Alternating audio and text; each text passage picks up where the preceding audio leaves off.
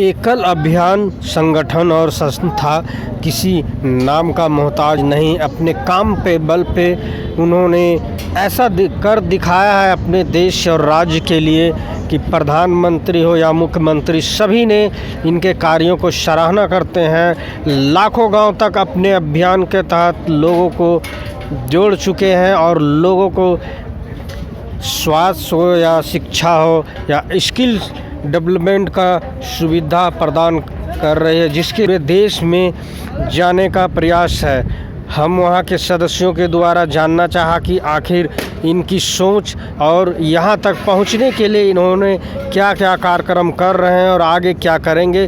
सुनिए वहाँ के सदस्यों ने क्या कहा। एकल प्रणाम।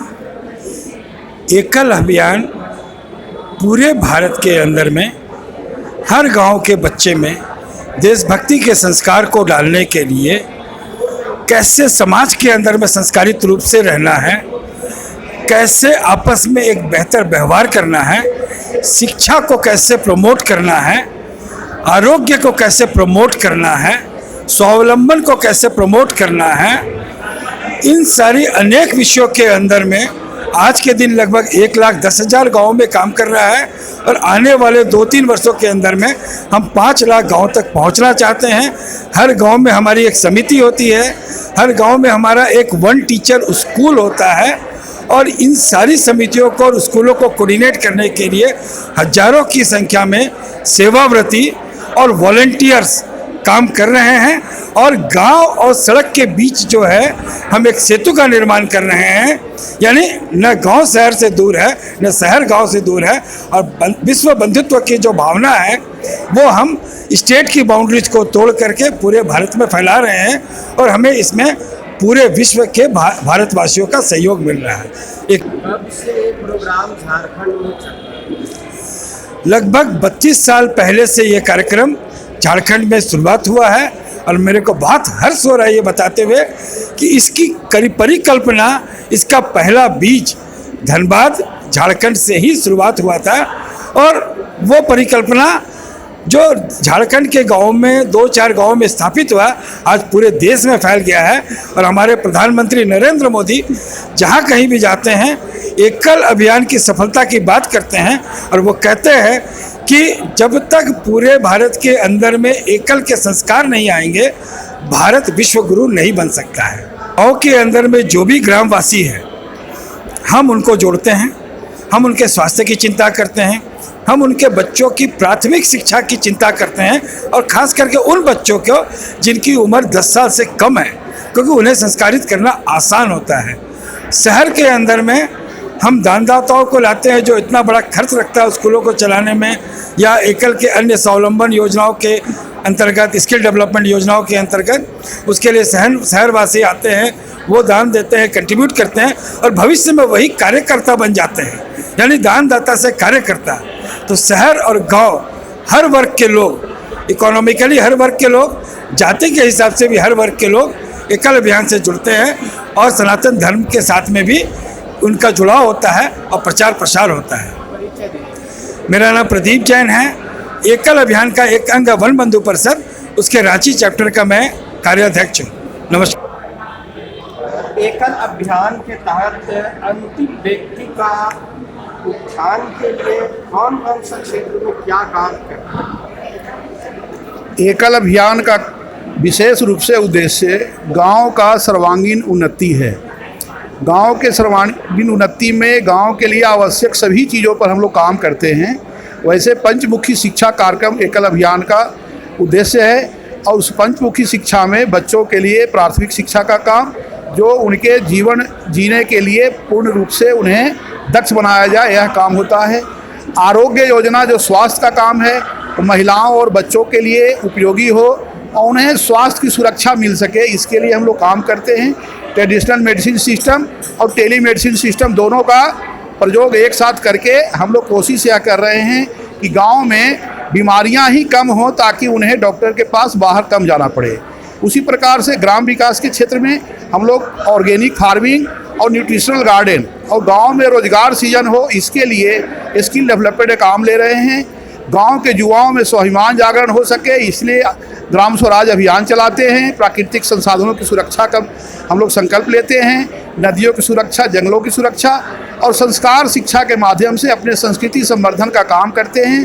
गांव-गांव में कथा प्रवचन और मद्यपान निषेध पर विशेष हम लोग का ध्यान है, ताकि गांव की सर्वांगीण उन्नति हो सके, गांव में संगठित शक्ति खड़ी हो, युवाओं का, महिलाओं का, किसानों का और पूरे देश में उसका एक माहौल बन सके, ताकि गांव पुनः एक भारत के अर्थतंत्र में रीढ़ की हड्डी साबित हो, मेरुदंड हो। भारत की अर्थनीति गांव से होकर के आगे बढ़े तो भारत पुनः पुराने जो हमारा अपना आदर्श था उस पर खड़ा हो सके। ये एकल अभियान का उद्देश्य है। अपने पूरे संपूर्ण एकल अभियान का काम गांव के लोगों के लिए एक तरह से उनके सहयोगी से चलता है, परंतु हम लोग सब चीज़ निःशुल्क ही चलाते हैं, किसी चीज़ का शुल्क नहीं होता। केवल स्किल डेवलपमेंट के काम में हम लोगों ने बच्चों से केवल रजिस्ट्रेशन का फी रखा है, ताकि बच्चों का सही चयन हो सके। वह भी कोई शिक्षण शुल्क नहीं है। हम नगर के गांव लोगों से और ऐसे संभ्रांत लोग हैं, उनके सहयोग से हम एकल का पूरा काम करते हैं। तो जन सहभागिता के आधार पर यह काम है, शुल्क का कोई मतलब यहाँ नहीं है। सरकार से भी क्या सहयोग आपको मिलता है? सरकार के सहयोग का कोई हम लोगों ने अपने यहाँ लाइन नहीं खींच रखा, परंतु हमारे कार्यक्रमों में उनके कार्यक्रम बहुत फिट नहीं पड़ते, क्योंकि उनके यहाँ के जो रचना है वो रचना हमारे गांव क्षेत्रों के लिए, छोटे छोटे कार्यक्रमों के लिए बहुत उपयोगी नहीं होते। हमें जब जहाँ ज़रूरत होती है वैसा काम कर सके। अनौपचारिक पद्धति होने के कारण से सरकार के कार्यक्रमों में हमारा बहुत सहयोग नहीं हो पाता, लेकिन उनके द्वारा जो कार्यक्रम चलाए जाते हैं उसमें बगैर सहयोग, आर्थिक सहयोग के हम सहभागी बनते हैं। मेरा नाम डॉक्टर ललन कुमार शर्मा, एकल अभियान का राष्ट्रीय सह अभियान प्रमुख और ग्रामोत्थान योजना एक विषय है, जो ग्राम विकास का काम जिसके माध्यम से होता है, स्किल ट्रेनिंग का काम जिसके माध्यम से होता है, उसका मैं केंद्रीय प्रमुख हूँ। एकल अभियान में महिलाओं की भागीदारी कैसी है? एकल अभियान में महिलाओं की भागीदारी बहुत सशक्त है और बहुत अच्छे से वो लोग कार्य कर रही हैं, क्योंकि महिलाओं में जितनी शक्ति और जितनी मतलब व्यवस्था पूर्वक वो कार्य कर पाती हैं, उतना पुरुष लोग उतनी व्यवस्था नहीं बना पाते हैं। महिलाएं बहुत सशक्तिकरण से कार्य कर रही हैं। हमारे सभी अंचलों में, संच में, भाग में और चैप्टर में सब जगह महिलाएं एकदम से पूर्ण रूप से कार्य कर रही हैं। महिलाएं शिक्षित कम होती हैं, जागरूक कम होती है, उनको कितनी जरूरी है? हमारे गांव में हमारी महिलाएं अब आगे शिक्षित होती जा रही हैं। वो लोग अपना पूरा कंप्यूटर वगैरह को सबको सीख गई हैं। वो लोग अपना ऑनलाइन सारा काम कर रही हैं, शिक्षण भी अपना उसमें ऑनलाइन दे करके और पूरा अपना सारी रिपोर्टिंग भी वो लोग कर रही हैं। अपना परिचय? मैं रेखा जैन, ईस्ट जोन की सचिव।